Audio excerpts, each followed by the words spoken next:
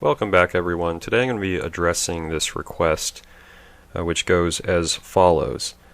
Hey there, Martin. I'm what the manosphere would describe as an OG Tyrone. On an almost daily basis, I pump and dump, drop ship, and stir-fry all of the women. Well, that's kind of peculiar. I've noticed over recent years this trend of guys in the social and political spheres advocating more radical forms of traditionalism, conservatism, or fundamentalism.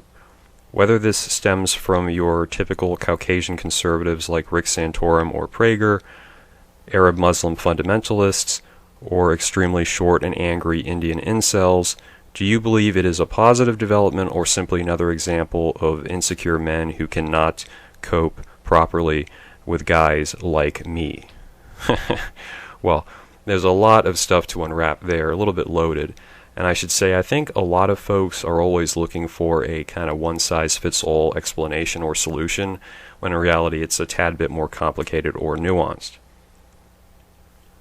So I'll say, as far as people obsess with this social rules, mandating or legislating female rights, I think they tend to miss the point. I know a number of guys who are legitimately in these so-called traditional relationships in real life, and they don't spend a whole lot of their existence on the internet.com because they're trying to provide for like 7, 8, 9 kids or keep their family together, keep it prosperous and functioning, thriving.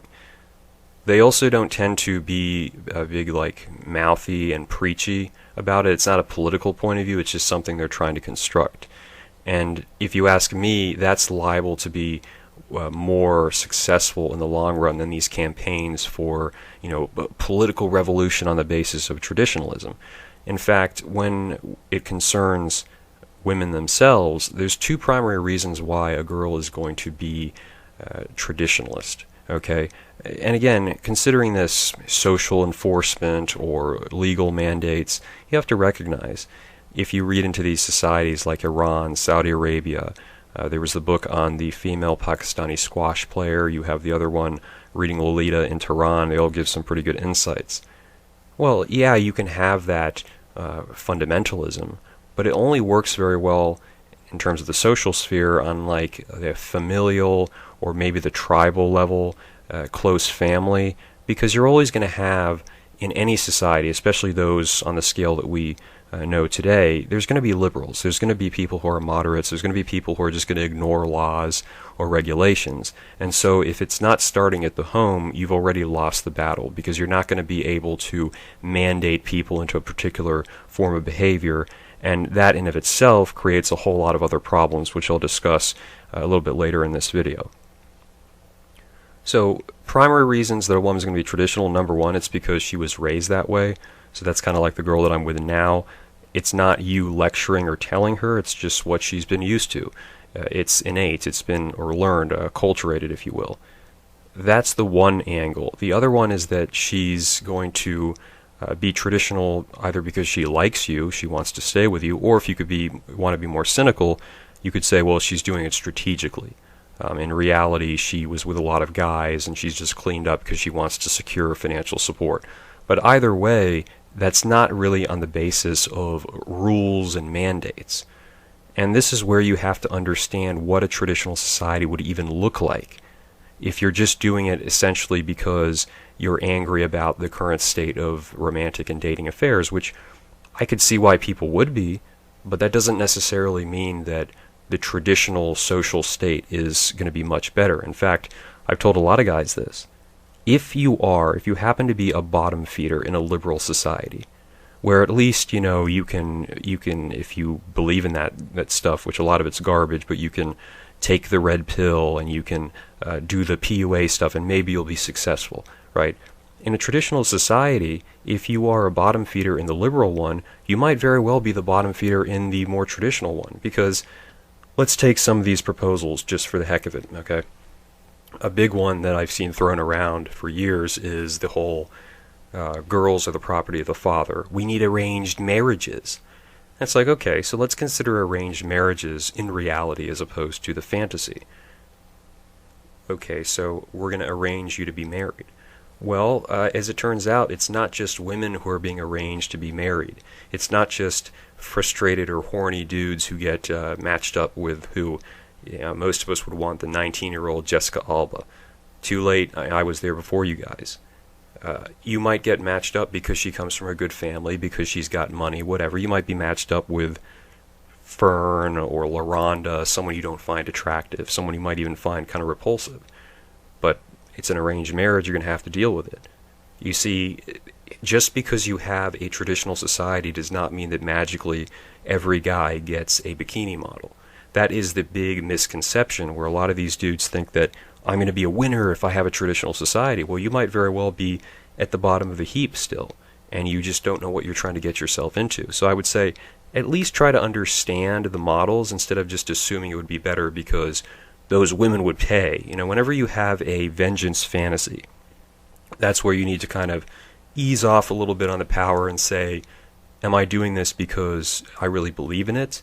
Would I want to live in this society, or am I doing it because I basically want to spite someone? Because, it's important as far as personal development would be concerned. Now, going on from that, if you are in this current society and you don't have your financial act together, you're not in any position to actually provide for a family, what makes you think that a traditional model would leave you much better off?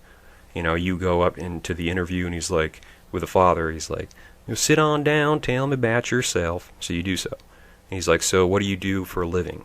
Well, I took the red pill, and I talk about red pill, mangina, alpha male.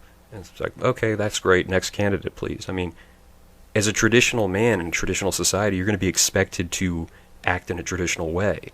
So if you're not able to provide for a family, if you don't bring anything to the table besides believing in traditionalism, you're probably not going to be the winner in that society either. So my point would be, and I've warned folks about this, don't orient your whole life around a political idea or a prediction of a particular outcome, because it might not work out that way, and you might have missed opportunities to better your own position along the way for just, your own betterment or whatnot.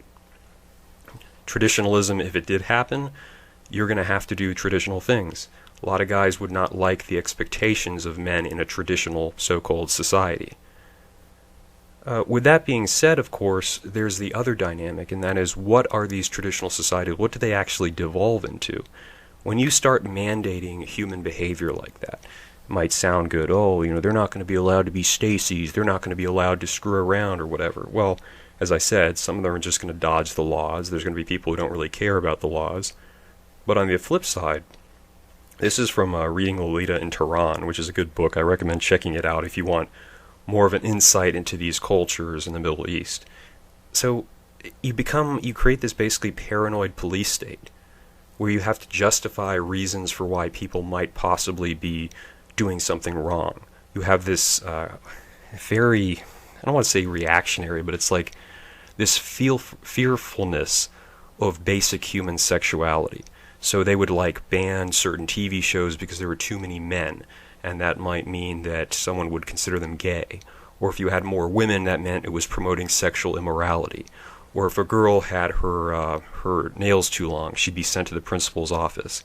Or her eyelashes, or she's running in class. That could be seductive, running to class. If she was biting into an apple a certain way, well, that could turn a guy on. You have to be reprimanded for that.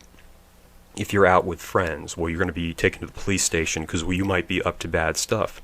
The question is, how many rules and regulations do you want to have?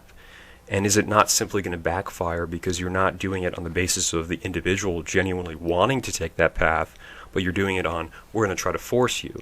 As we see with Saudi Arabia, by the way, Saudi Arabia is not as conservative as you think. They did the social conservative stuff, I think it was in the 70s or the 60s, because they were afraid of losing out to, when there was the revolution in Iran and the fundamentalists came to power. The king in Saudi Arabia was basically freaking out. He thought, I'm going to lose my head next. And so he said, okay, we better go down that route. Well, of course, the royals are not social conservatives in reality. And even a lot of society under the veneer, they're not either. So just because you see these and we hear about, oh, man, they're so reactionary, it might not be quite as much as you believe. So you have to recognize, even in these so-called ideal social conservative havens, you still have a lot of hypocrisy, you still have a lot of really lack of enforcement, and you have to ask yourself ultimately, is that what you want to live under? Do you want to have a system where you basically are policed your behavior, whether you're a man or a woman, you're policed that much simply to hope that the society will turn out better? As we see with Iran, at least, part of that's because of the United States, but Iran's not exactly thriving and prospering. And at least the Iranians I've met were pretty happy to get out. So if you want the traditional thing, go and find it in the real world, but do it in an organic fashion. Don't assume that a law or a society or community is going to do the job for you. That, to me, is coping. That is, I'm not getting with the girls I want, therefore if it was traditionalism, I would. And you may very well find out that's not the case.